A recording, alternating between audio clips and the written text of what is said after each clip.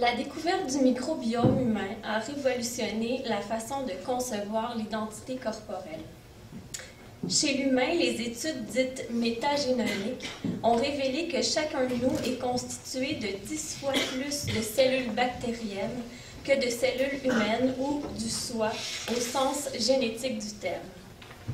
Les microbes et bactéries vivent sur notre corps comme à l'intérieur de celui-ci. Ils sont essentiels à son bon fonctionnement et même à sa survie.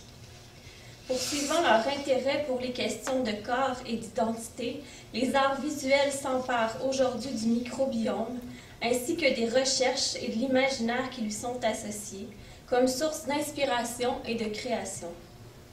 Qu'il s'agisse de représenter sous diverses formes ce micro-univers qui nous compose, ou d'en explorer plus concrètement la malléabilité et les possibilités, le microbiome s'affirme comme un objet artistique à part entière.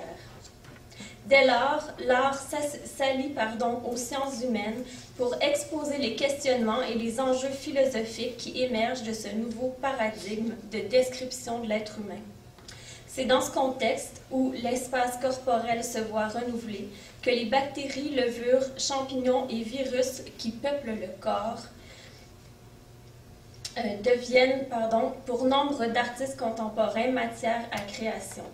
En soumettant cette microflore à diverses expérimentations, ils tentent en effet de questionner ces récentes découvertes des sciences biologiques, ainsi que leur portée philosophique et anthropologique. Cette communication, centrée sur l'étude des œuvres de François-Joseph Lapointe, Polona Tratnik et Sacha Spakal, entend interroger ce nouvel imaginaire du corps. Avec son art métagénomique, le biologiste et bioartiste François-Joseph Lapointe poursuit la réflexion sur les définitions du soi entamées dans son travail précédent lié à la génétique. Il se livre à diverses épreuves afin de voir comment son microbiome en sera affecté. Dans sa performance 1000 Handshakes, qu'il réalise pour la première fois à Copenhague en 2014 et qui a depuis été refaite à Montréal, San Francisco et Perth, il se soumet pendant 6 heures au contact de plus de 1218 individus rencontrés au hasard afin de transformer le microbiome de sa peau. Après un prélèvement dans sa main vierge, il débute son parcours à travers la ville et échange des poignées de main avec tous les gens qu'il croise sur son passage. Toutes les 50 poignées de main, de nouveaux prélèvements sont effectués. Pendant la performance, l'artiste est parfois seul, muni seulement de son compteur et d'une caméra GoPro fixée à sa poitrine. Dans d'autres cas, il est accompagné d'une équipe d'assistants ou d'assistantes vêtus de blouses de laboratoire. Il ou elle s'occupe des prélèvements, distribue des tracts informatifs sur le microbiome, répond aux diverses questions du public et distribue du purel aux participants les plus craintifs. Sur les pancartes qu'ils arborent, on peut lire « Free Handshake » et « You are what you touch », annonçant que l'artiste tentera d'établir un contact physique avec le public, mais aussi que ce geste, aussi anodin qu'il puisse paraître, est en effet un appel à la transformation, à la modification physique par le bouleversement du patrimoine bactérien des participants.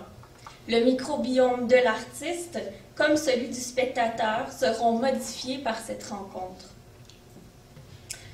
En raison de son caractère ludique et performatif et participatif, l'œuvre s'inscrit dans une esthétique relationnelle où l'échange de poignées de main, de sourires et de paroles constitue finalement le cœur du projet. Si une part de notre identité biologique est fondée sur nos échanges avec l'environnement et les organismes qui vivent en nous et autour de nous, l'œuvre met également l'accent sur le fait que l'identité personnelle est tout autant forgée par nos rencontres et nos interactions humaines. À chaque fois que la performance a été réalisée, les données recueillies ont été traitées afin de créer ce que Lapointe nomme des microbiome selfies. Il s'agit en fait d'un réseau social de bactéries obtenu en analysant l'ADN des communautés bactériennes. Le logiciel de visualisation permet ensuite de mieux visualiser les similarités génétiques entre les divers types de micro-organismes, de comprendre comment ils se comportent en société, mais aussi de comprendre leur évolution au fil des heures de la performance. Projet de l'artiste slovène Polona Tratnik, Unique est une installation environnement où la température, la luminosité et le degré d'humidité sont contrôlés et offre les conditions idéales à la croissance d'une variété de micro-organismes. Ceux-ci proviennent de diverses parties du corps, telles que la bouche, les yeux, les sourcils, de spectateurs volontaires. Dans un espace attenant à la salle principale, l'artiste effectue des prélèvements à l'aide de tampons médicaux pour les étendre ensuite sur les géloses où, au fil des heures et des jours, les cultures vont se développer. Dans cet art calqué sur la science, c'est donc essentiellement le discours de l'artiste qui permettra d'imprégner l'œuvre d'une dimension poétique et métaphorique.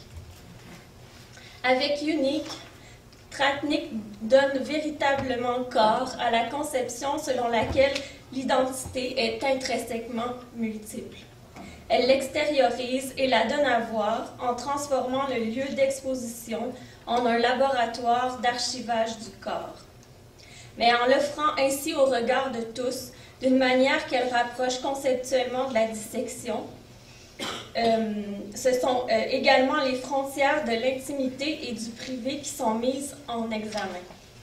Au fil du temps, les micro-organismes se développent au-delà de leur corps d'origine, comme s'ils envahissaient l'espace, confrontant ainsi le participant avec cet aspect de son corps habituellement invisible.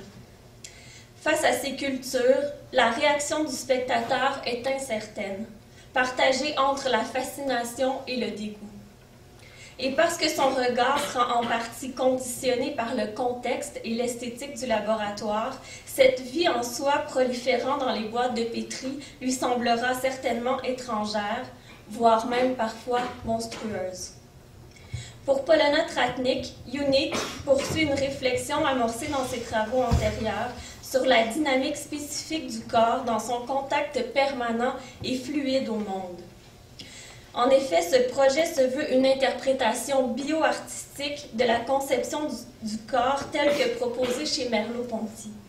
En effet, pour ce dernier, le sujet doit être compris dans sa relation constante à son environnement, comme, je cite ici la philosophe Michela Marzano, un espace expressif ce qui projette au dehors les significations des choses en leur donnant un lieu et qui fait qu'elles se mettent même à exister sous nos yeux. En ce sens, ce corps est ce qui dessine et fait vivre un monde. Il est le dépositaire de la vision et du toucher. Le corps est une trace dans le monde, une doublure externe de l'âme, un touchant touché, un voyant vu.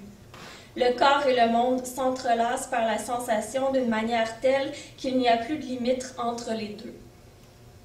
Ils constituent, comme l'explique Marzano, un seul et même tissu, la chair, dont le corps sentant et le corps senti sont comme l'envers et l'endroit.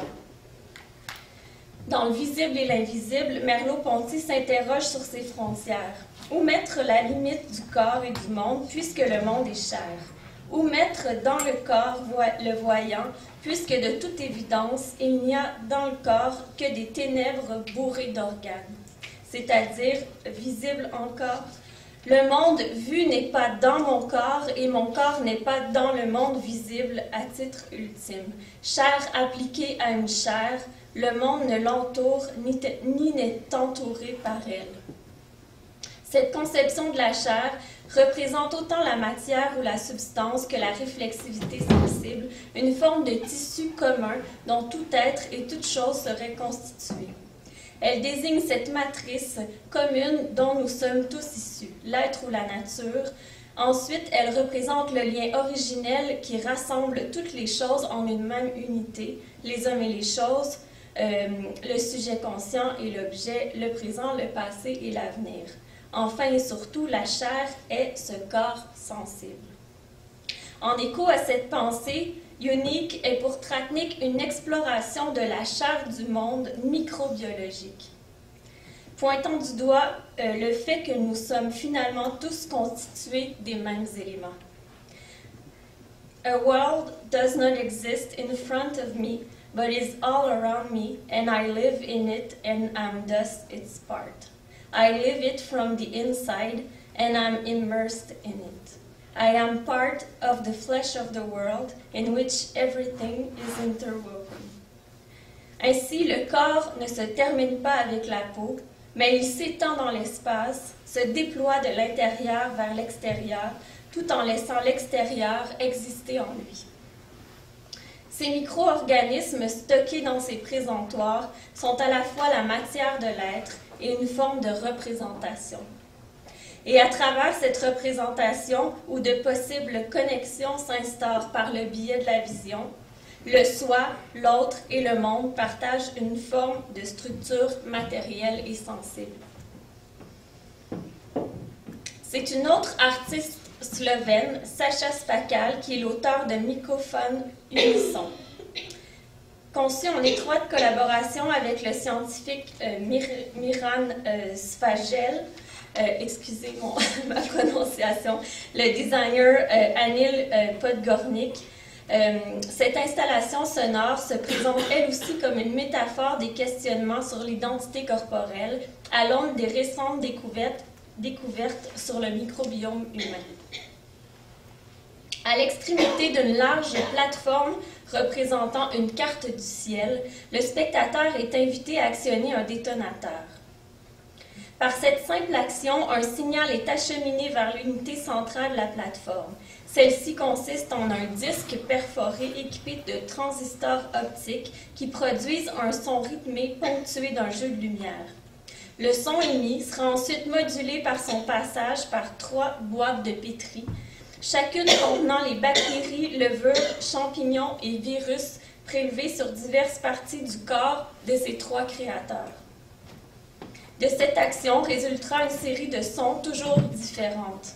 En effet, puisque les micro-organismes sont vivants et donc en constant développement, la résistance électronique produite lors du passage du signal sera à chaque fois quelque peu modifiée, transformant par le fait même la séquence sonore. En prenant part à ce système, le spectateur entre lui aussi dans cette interconnectivité globale, tandis qu'un lien symbolique est établi entre son corps, le corps des créateurs et le corps céleste. Ce faisant, l'œuvre rappelle l'influence de l'environnement sur notre identité corporelle, le corps devant plus que jamais être compris comme un écosystème ouvert. D'ailleurs, les boîtes de pétri incluses dans l'installation œuvrent également en ce sens. À la gélose qui sert de médium de culture, l'artiste a ajouté du charbon afin d'obtenir un arrière-fond noir, créant une confusion entre les niveaux micro et macro. Ceci rappelle que les changements mineurs à notre microbiome sont suffisants pour provoquer des effets à l'échelle de notre santé globale et même de notre comportement. Selon une même logique, 1000 Shakes, Unique et Microphone Unisson rendent visible la microflore du corps et cherchent à démontrer que l'être humain, par nature hybride, existe dans ces interactions. En le présentant comme un écosystème où vivent et cohabitent d'autres organismes vivants, ces œuvres invitent à dépasser la conception binaire du soi et du non-soi. C'est par l'altérité que peut notamment se définir le sujet. Pour l'immunologiste Edgardo Carosella et le philosophe de la biologie Thomas Pradeux, je suis le monde à la fois parce que le monde est en moi et parce que le monde portera pour toujours quelques empreintes de ma vie, quelques traces de mon identité. Au-delà de la simple perspective interactionniste selon laquelle l'individu est à la fois influencé par ses gènes et l'environnement dans lequel il évolue, il convient plutôt de l'inscrire dans une théorie de la continuité. Inspirée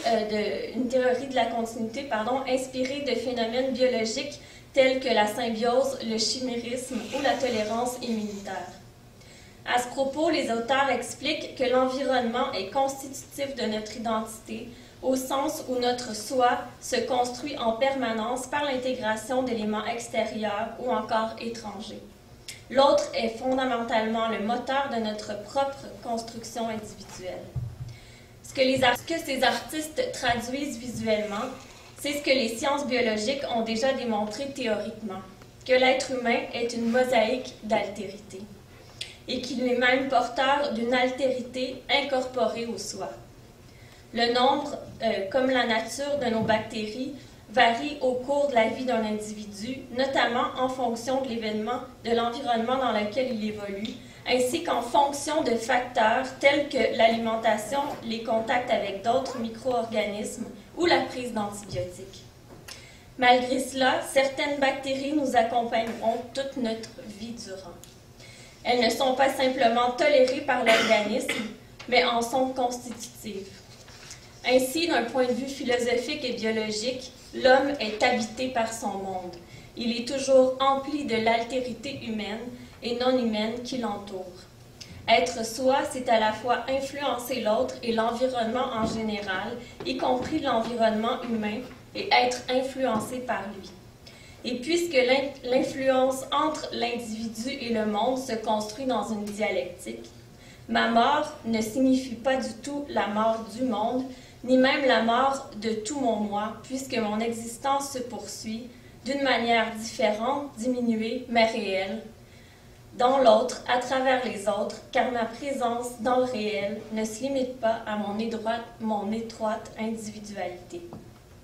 Finalement, le corps ne peut désormais plus être envisagé à l'aune d'une perspective unilatérale ou fixe. Il apparaît comme un ensemble dynamique et pluriel, se modifiant au gré des spécificités, des conditions ou des milieux auxquels il se trouve exposé, au gré des rencontres et des expériences vécues. Merci.